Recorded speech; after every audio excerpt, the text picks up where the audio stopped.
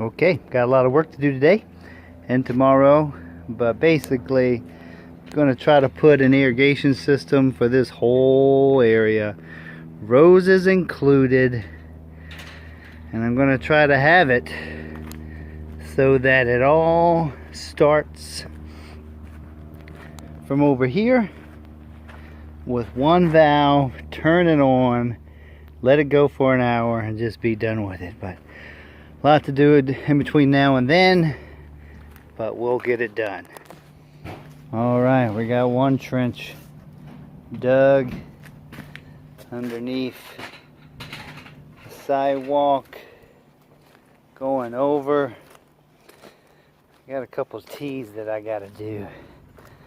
I may think through this a little bit more, but we'll see. But I gotta somehow get water over to that tree. So I just gotta think through it a little bit more on where I should connect. I think regardless I have to dig a trench. So I'd rather dig a trench with regular PVC than that flexible tubing. This is gonna be a tough one, because I'm gonna hit that root ball. Hopefully, shoot, I don't know. Maybe I can go straight across. I don't know where the... Oh man, yeah, that's gonna be tough. I'm probably gonna have to go on that side, which means... Huh? Look at. What do we get? All right. Got another section trenched out. Nothing like adding a little water to soften up the ground. Especially that top layer, it's pretty sandy underneath. But the next section is over there. And not too bad, similar run.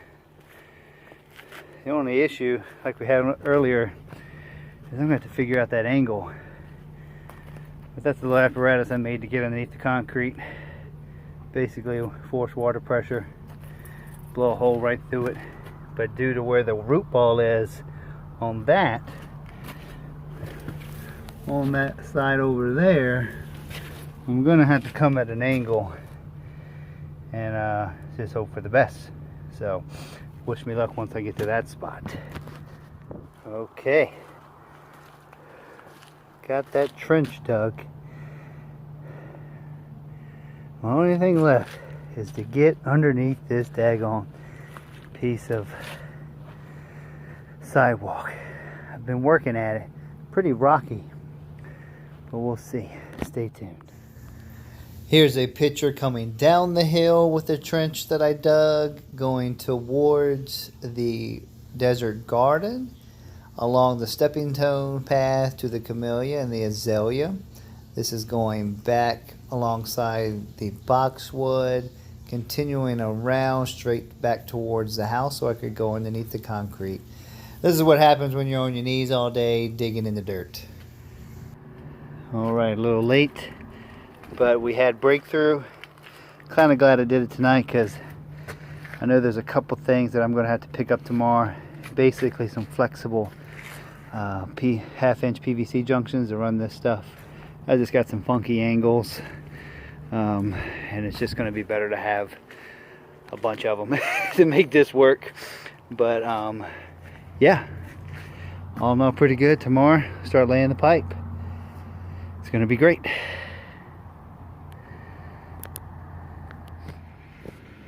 All right, today's objective, I'm converting these sprinkler heads to drip.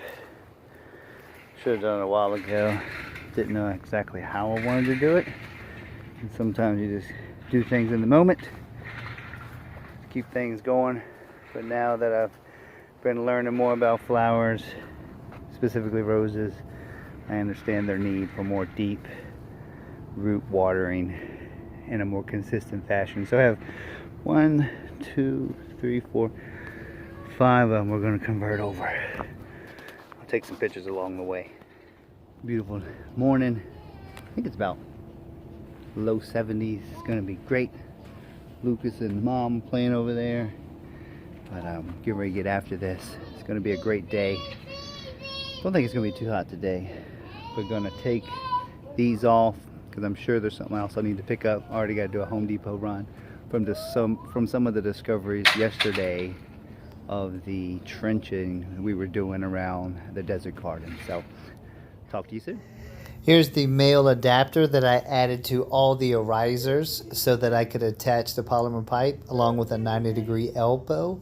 So it worked out fairly well. And then here's what I did for the last riser to connect to the boxwoods.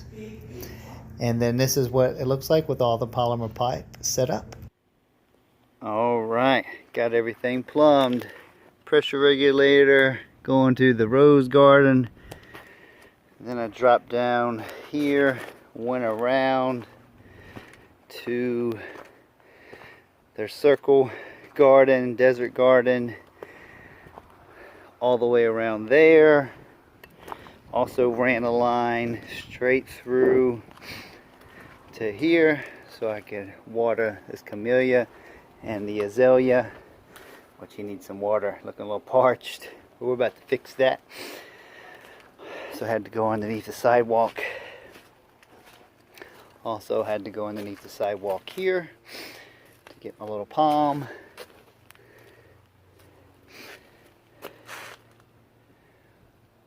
Oh, you know what? I just realized I forgot one other thing. Son of a gun. Oh man, always remembering what I gotta do. Okay. Reinstituting a new plan. What I just realized that I forgot was this boxwood line. I wanted to tap into him as well. So stand by. Alright, got this thing set up and running. Excited how it turned out. It's been going well. What I have here is the pressure regulator. This goes to the actual roses. That one goes to the desert garden. The reason I put that valve there is so that I could not always water the desert garden because it doesn't need as much. But it goes there to the left, and then under here you can see the dirt soft. There's a trench. Also have it plumbed in to go into the boxwoods, which is great.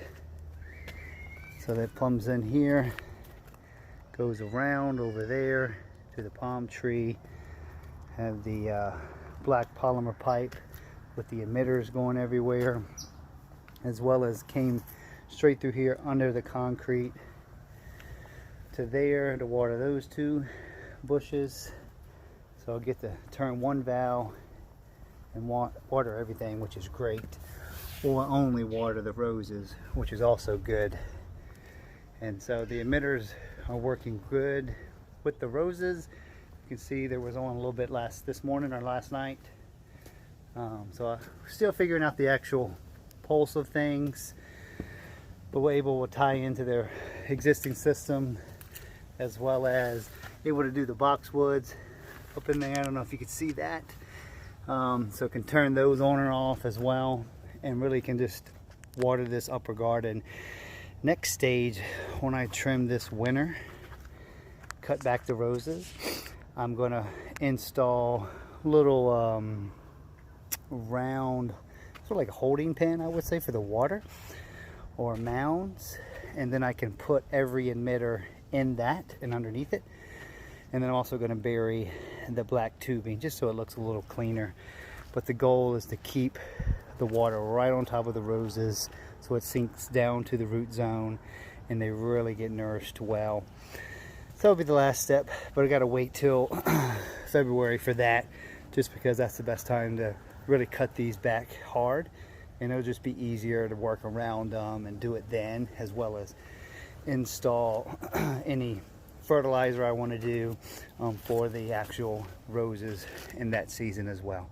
So excited how it turned out, excited about not watering the actual leaves anymore, and hopefully that will prevent any fungus that occurred like it did this past year. Allow me to have very vibrant roses They're not still as vibrant as I would have liked, but learning curve on my part, which is okay, but definitely expecting a lot of fresh roses and flowers next year, which will be great. So thanks, take care. See you guys during the next project.